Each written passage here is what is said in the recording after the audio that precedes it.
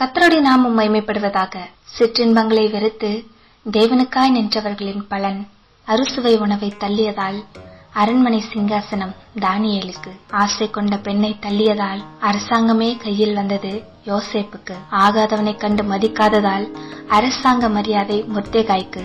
ஆண்டவரிடம் வரம் கேட்டதினால் அண்ணன்களை விட கனம் தந்தார் யாபேசுக்கு.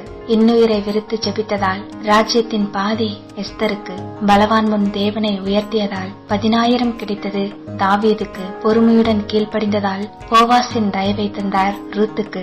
தந்திரமாய் அரசனை கொன்றதால் தனி மனுஷியின் வெற்றி யாகேலுக்கு. உலக கவலையை எண்ணாததினால் உன்னத பங்கு மரியாளுக்கு. கர்த்தர் பக்கம் நின்று பேசியதால் கானான் கையில் வந்தது யோசுவாவுக்கு. பாதிப்பு என்ன என்று நினைக்காததால் பாக்கியவதி பட்டம் மரியாளுக்கு. அப்பாவின் சித்தம் செய்ததினால் அனைத்து ஜனங்களும் இயேசு ராஜாவுக்கு. ஆமேன். கர்த்தர் உங்களை ஆசீர்வதிப்பாராக.